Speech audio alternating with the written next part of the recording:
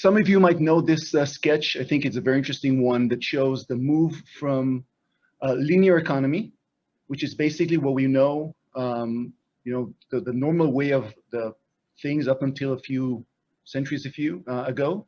And then the move towards recycling economy, where you have more recycling. This is what people talk about. And by the way, when people talk about circular economy and sharing economy in Israel, most of them are talking about recycling. They're not actually talking about circular and sharing. And I'll try to show you the differences very briefly and try to maybe think about a few things that are correlated or actually different between those two terms. And I'll do that by showing you the differences between the way I see them from Yair to Yair. So me and Yair angle. Just a few kind of notes before that, and kind of looking at, again, using my my perspective as a strategy professor. Linear economy basically looks at everything from raw material to garbage to non-recyclable waste. And then if we're looking at recycling, we are definitely looking at things that are more advanced with regard to use of whatever we're talking about, services or resources, but still in the end, we get to this non-recyclable waste that basically perpetuates the problem that we're in. Whereas the circular economy tries to, again, and I think very often succeeds in utilizing those raw materials again and again and again in resource loops, and I'll show you in a minute what that resource loops are about. Most of you know them. Whereas sharing economy starts at a different perspective with locating those products or services that are already there.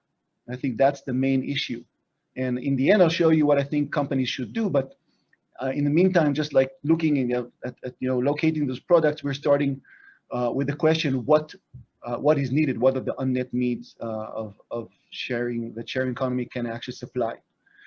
And if it boils down to this question that Yair versus Yair, on your right hand side, what you see is circular economy, where Yair is definitely I think a good representative.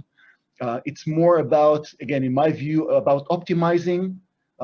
He likes to use the word effectively redesigning, improving products and services.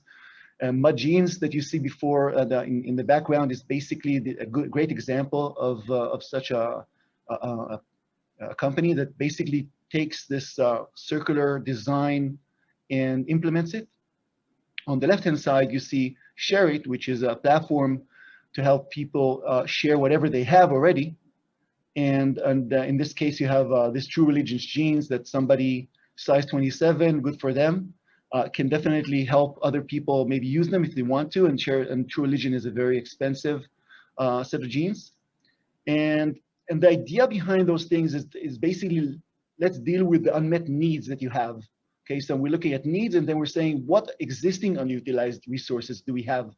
What is there in our midst already that we can use and improve and answer those unmet needs? So that's more of satisfying view of things. Okay, that's the way I see it anyway. And when you look at circular economies, there are these 5 streams, resource loops that you can use. One is what we call slowing down. So having a product being more useful, using them again and again and again and again. The other one is intensifying, so have more intense use. These 2 things, in my view, are very much in what we call sharing economy. Whereas the other 3, which one is the closing, is more, again, recycling, closing loops in various settings and using fewer resources, again, with regard to their product and efficiency, less materials, great examples that we had with Miyaga, etc. And of course, with materializing, dematerializing resource loops, which means that you need to find some kind of substitution, mostly by software or service. This could also, of course, touch upon sharing economy. This is more of a model looking at business models with regard to these 5 streams, where I basically put in that, again, the red marker is exactly where sharing economy is like pretty much in play. Fixing, lending, sharing, renting, servicizing, reusing, all these things that we try to do, again, in the sharing platforms I think that is something that people are trying to do. And in sharing economy, it's more, again, on the existing resources that we already have and existing services that we can use. And last but not least, before I finish, which is basically in 2 minutes or so, what can we do? So what companies ought to do if they want to implement sharing economy, circular economy. But my question is actually, what should companies do if they want to make more money and at the same time be more sustainable? Sustainable looking at all the things that are around them, and I'll show you in a minute quite a few examples, while still making a profit, while still being effective. It's not something that you contribute, it's something you need to do. And sustainable kind of outlook, in my view, should integrate all these things together. It should look at the environmental, it should look at the societal, and of course, the economic perspective. Without that, nobody wants to be part of it.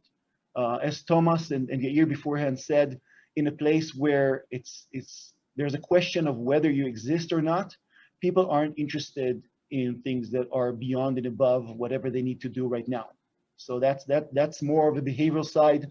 And being a behavioral strategist, I can tell you that what we are trying to do at Economize is trying to change the way that people perceive sharing economy, the way they perceive the whole idea of being more sustainable.